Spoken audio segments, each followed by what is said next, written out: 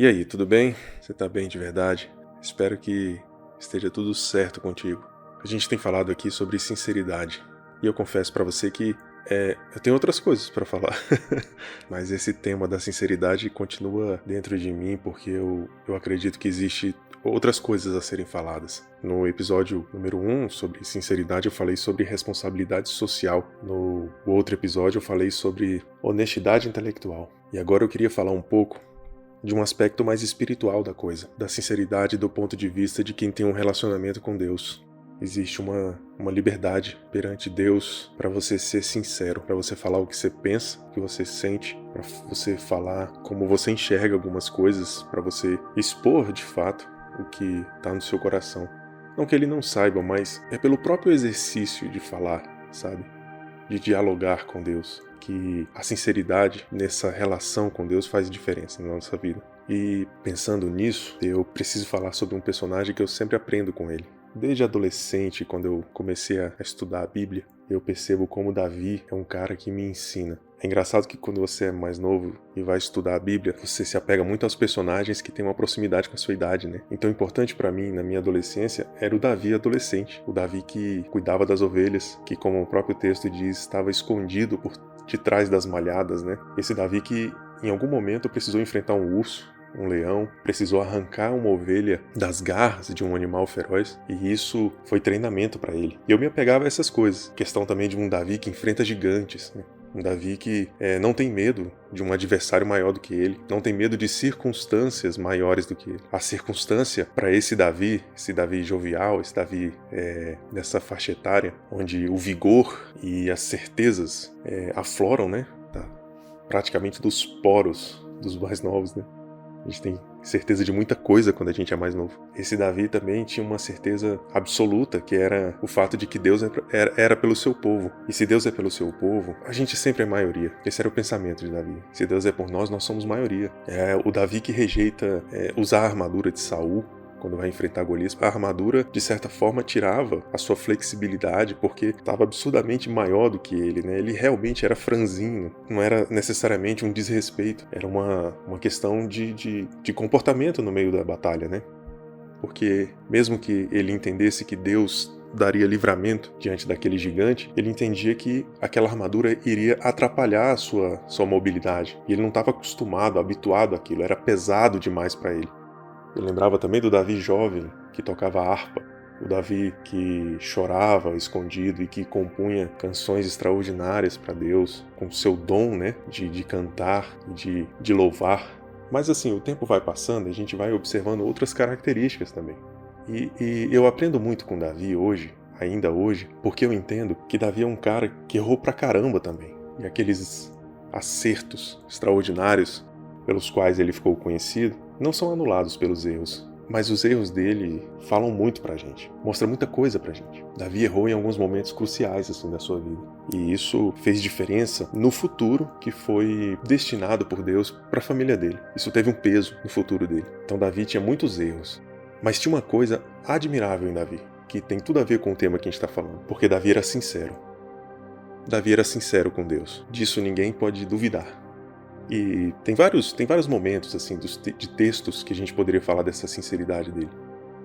Mas tem um que sempre fala comigo de alguma forma, que está lá no Salmo 139. É um salmo que é uma espécie de oração e ao mesmo tempo uma espécie de desabafo.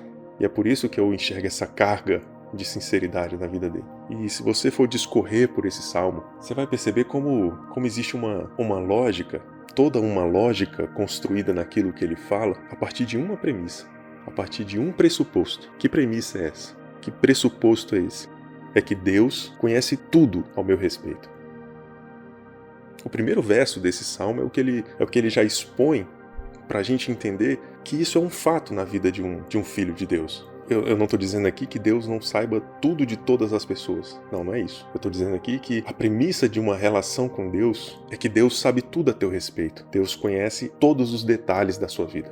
Por isso ele começa dizendo que Deus o examina e conhece coisas completas ao seu respeito. E é a partir dessa premissa que ele começa a desenhar um quadro geral de comportamentos que estão diante dos olhos de Deus. Porque ele diz assim, coisas como: Deus sabe quando eu me sento, Deus sabe quando eu me levanto, Deus conhece de longe, cada um dos meus pensamentos.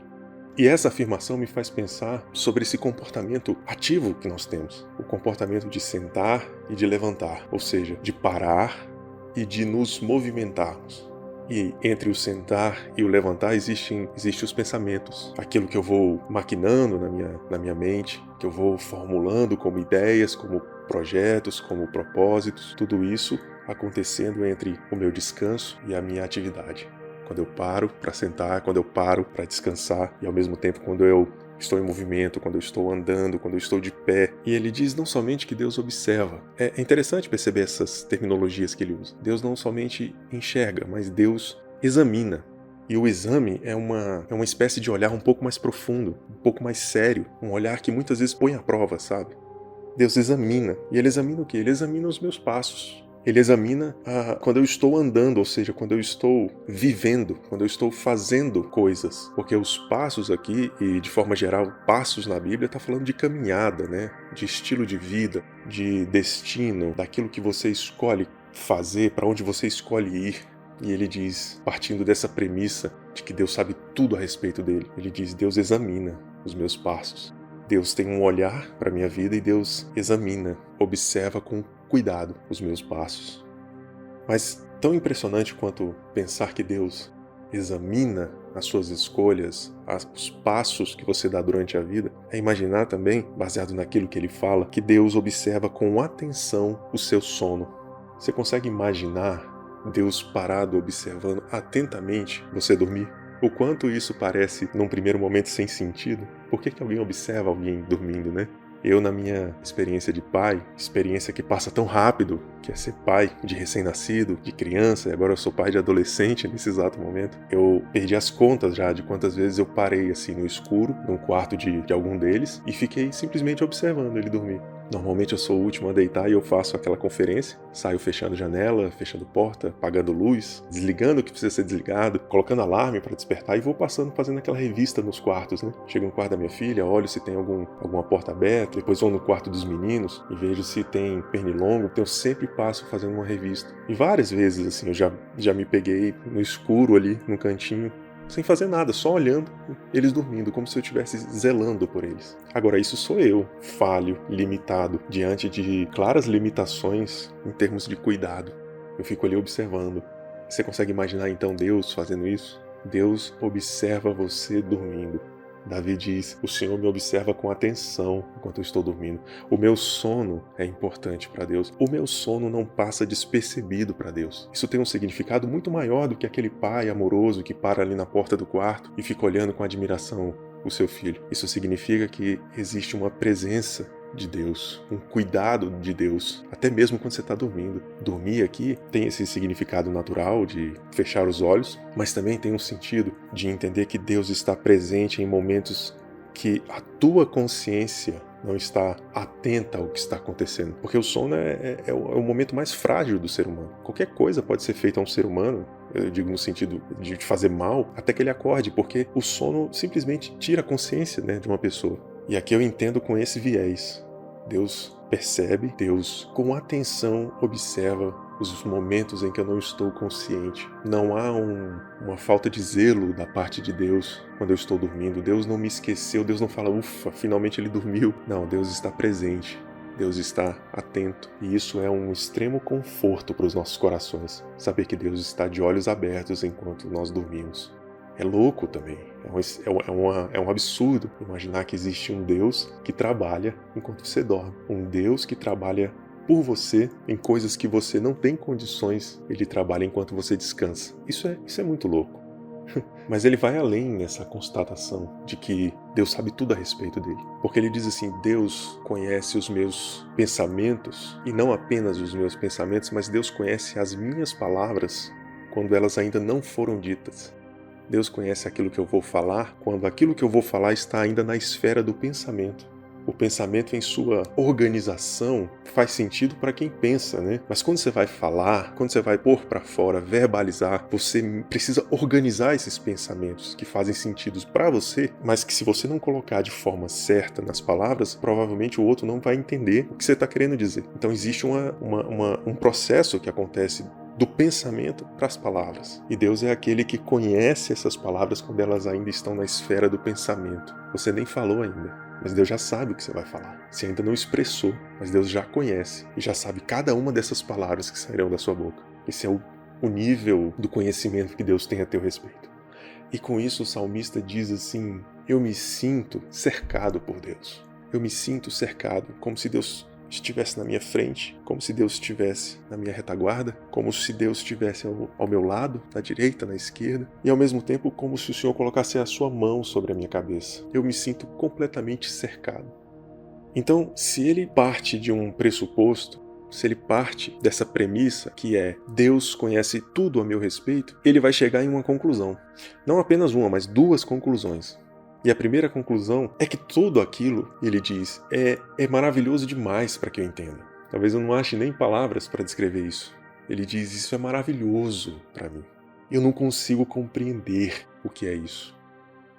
De fato, não é fácil para nós, presos aos nossos limites, presos às nossas construções que nós fazemos, sempre a partir de tempo e espaço, a partir de épocas, a partir de redes de relacionamento. Não é fácil para a gente entender, muitas vezes, que Deus está presente em todos os aspectos da nossa vida sem perder o controle. Nada acontece na nossa vida por um lapso de Deus.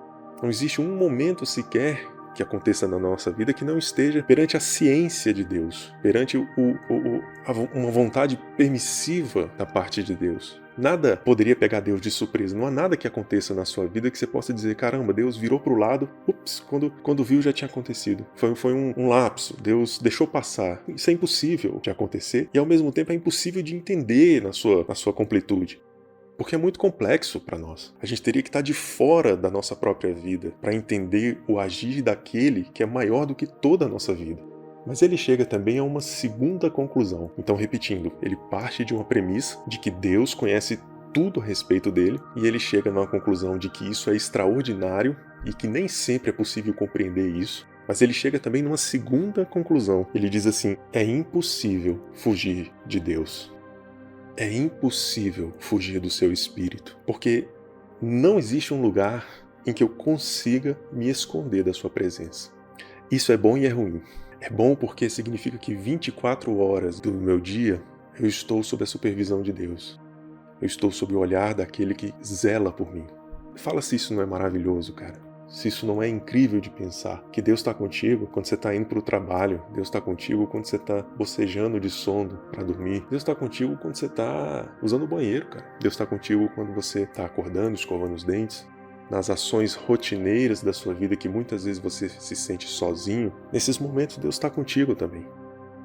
Mas isso é uma coisa ruim para quem deseja fugir de Deus. Isso é ruim para quem acha que consegue fugir dos olhos de Deus. Porque quando você entende essa premissa de que Deus sabe tudo a seu respeito e quando você entende que a conclusão é que não dá para se esconder de Deus, todas as vezes que você tenta se esconder dele, você não faz outra coisa a não ser levá-lo consigo. Porque o tempo inteiro você está lembrando disso. O tempo inteiro você está lembrando que Deus está olhando para você. O tempo inteiro você está lembrando que existe culpa no seu coração, que você fez algo errado, que você se distanciou de Deus e você ilusoriamente está tentando se esconder dele. Isso é dor e sofrimento. Quanto mais você tenta se afastar de Deus, tendo essa consciência, mais você carrega Deus com você. Só que você carrega a partir de sentimentos ruins também, de conexões ruins, porque você sabe que tem alguma coisa que precisa ser resolvida.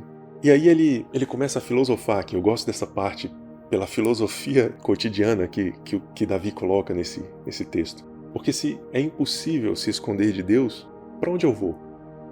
Para onde eu vou para fugir de alguém que vê todas as coisas? Ora, se eu subir no mais alto local da terra, se eu for em direção aos céus, o Senhor vai estar lá. E se eu quiser descansar com os mortos, se eu quiser ser enterrado, ser escondido no mais profundo abismo, se eu procurar o lugar mais fundo, mais obscuro, o Senhor também estará lá. se eu tivesse asas e se eu voasse em direção ao oceano, voando para as direções mais distantes, para os confins da terra, até onde é possível ver o sol, Deus estaria ali também. Mesmo ali, a sua mão direita dirigiria meus passos. E mesmo em situações como essa, seria o Senhor a me guiar e me colocar de pé. Eu acho isso extraordinário porque ele consegue entender que mesmo aquele que tenta se esconder de Deus, reconheceria de alguma forma que é o próprio Deus que guia seus passos, mesmo distante, mesmo tentando se esconder. É o próprio Deus que o coloca e que o mantém de pé. E ele vai além, porque ele diz assim: se eu tentar me esconder na mais profunda escuridão, eu não vou conseguir, porque o Senhor é capaz de transformar a escuridão em dia mais claro que a luz.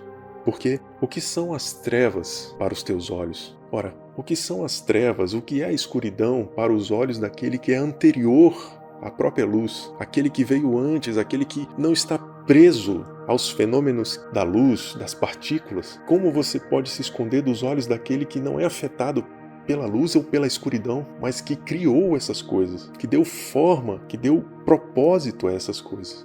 Como é possível se esconder acreditando que eu estou escondido porque eu não estou me vendo? Para pensar nisso. É como uma criança que acredita que pode se esconder de você ali atrás da cortina e se sente escondida porque ela fecha os olhos. E ela não te vê e ela acha que você também não está vendo. Quando na verdade você está vendo a silhueta, você está vendo ela de olho fechado, você está vendo tudo ali ao seu redor. Mas ela tem a falsa impressão de que está escondida. Mas a escuridão pela qual você passa, a escuridão na qual você se habituou a andar, ou a se esconder, é dia claro perante os olhos de Deus. E aí, como se não bastasse ele falar de comportamentos, de Deus estar de olho naquilo que você faz durante o dia, seus passos, quando você para, quando você dorme, como se não bastasse compreender que não é possível encontrar algum lugar nesse plano físico em que seja possível se esconder de Deus. Davi também fala da forma assombrosa com a qual nós fomos criados. O Senhor criou as partes internas do meu corpo. O Senhor uniu essas partes para formar o meu corpo, enquanto eu ainda estava no ventre da minha mãe. Eu não entendo, ele diz, mas eu te agradeço por ter feito essas coisas tão perfeitas, porque as suas obras são maravilhosas. As suas obras não estão presas ao nosso entendimento. Não é maravilhoso só aquilo que a gente entende. É coisa assombrosa, é coisa que a gente não tem compreensão do início exato, de como a coisa acontece, mas um osso cresce dentro do ventre. O Senhor conhecia perfeitamente cada osso do meu corpo que estava sendo formado no ventre da minha mãe. É como se a gente conhecesse a semente que está debaixo da terra. A gente olha, às vezes esquece, quando percebe já existe uma planta ali, aquela planta cresce, se transforma numa árvore que dá frutos. Mas Deus conhece a partir do processo da semente por dentro. Deus está vendo aquela semente germinar. É a mesma coisa com os ossos que crescem dentro de um corpo de uma mãe.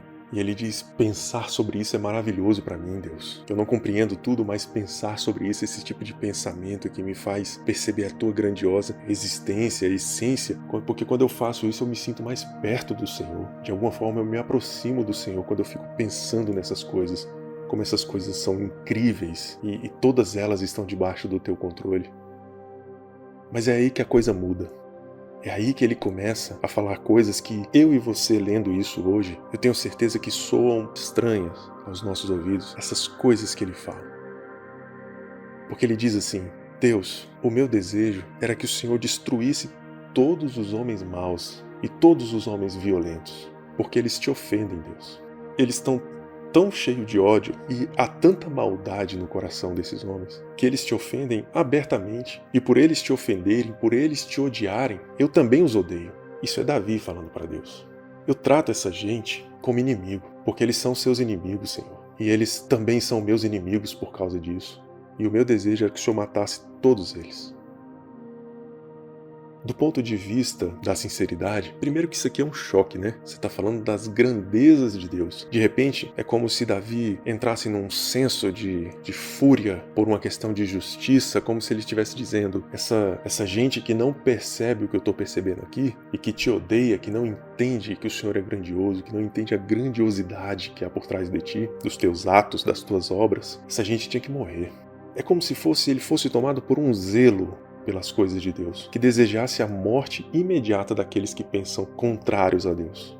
E eu sei que isso parece esquisito e até mesmo constrangedor, porque parece que quebrou uma espécie de oração tão linda, né, de louvor, de reconhecimento das grandezas de Deus, e de repente meteu um desabafo ali no meio. Eu sei o quanto isso soa esquisito, né? E se você ler, provavelmente você vai achar a mesma coisa, porque não parece uma oração ou um desabafo que caiba nos nossos dias. Desejar a morte dos outros porque eles discordam daquilo que a gente acredita não parece uma oração cabível. Você tem toda a razão de pensar assim, se você pensa assim. Porque o próprio Jesus disse, se o teu inimigo te mandar andar por uma milha, anda mais uma. Numa espécie de entrega imediata e consciente em busca dessa paz. Porque o que Jesus diz parece totalmente contrário a isso que Davi diz aqui. No sentido de que eu não devo olhar para o outro e enxergar os meus inimigos. Eu não devo olhar para o diferente e enxergar ele como um adversário. Mas ao contrário, eu deveria mostrar serviço digno de arrependimento, digno de amor, digno de quem acredita que Jesus veio para aliviar quem estava cansado. Digno de uma fala como, se vocês amarem uns aos outros, vocês vão ser reconhecidos como meus discípulos.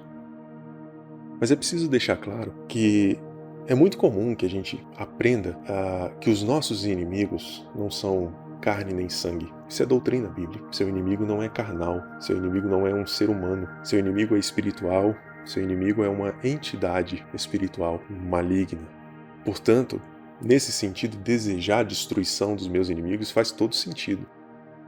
Mas se o meu inimigo é aquele que diz, anda uma milha, eu não devo pensar na sua destruição, eu devo pensar que ele precisa ver algo diferente em mim, por acreditar em Jesus.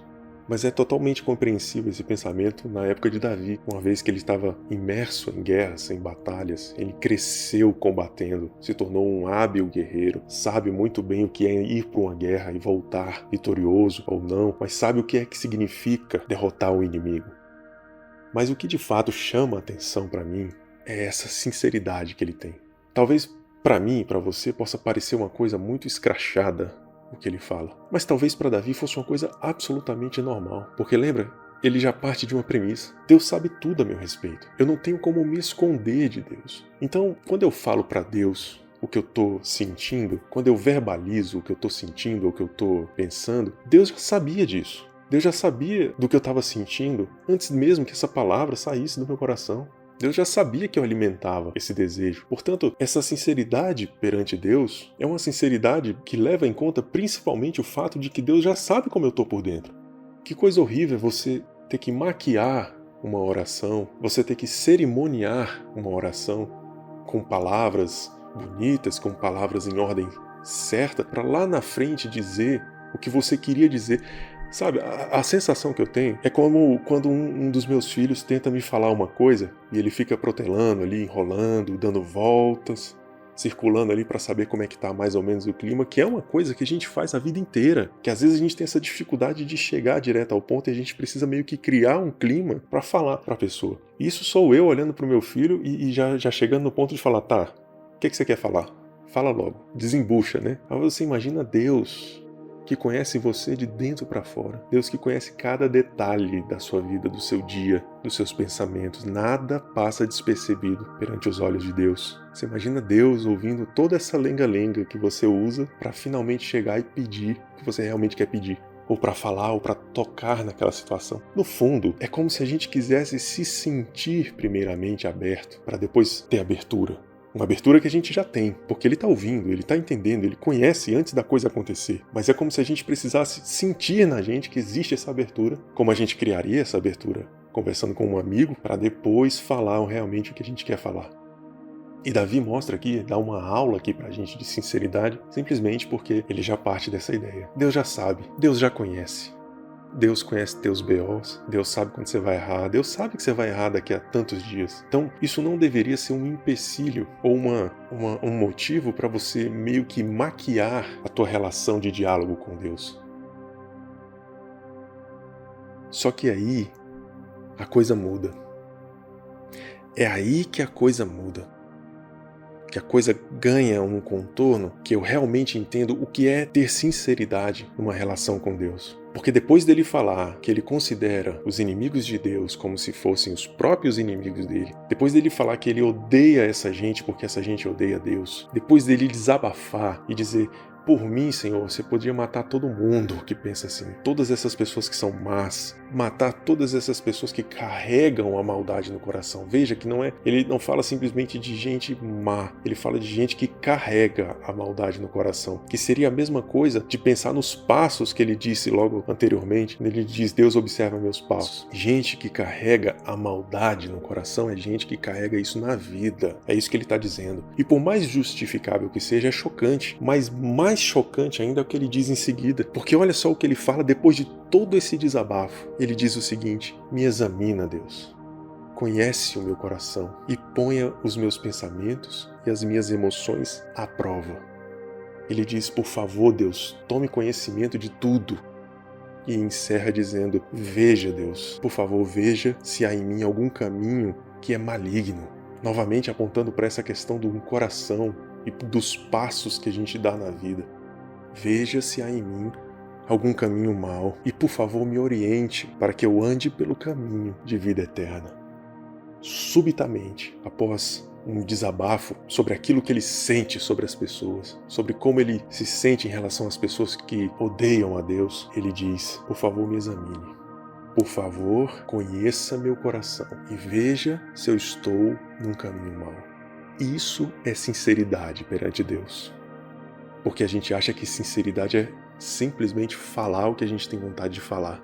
E o que Deus mostra pra gente aqui é que sinceridade é você falar tudo que você tá engasgado pra falar, mas você ter a ousadia de dizer: Deus, eu disse tudo o que eu pensava, que o Senhor já conhecia, mas eu disse. Agora, por favor, me diga o que o Senhor tem a dizer a respeito.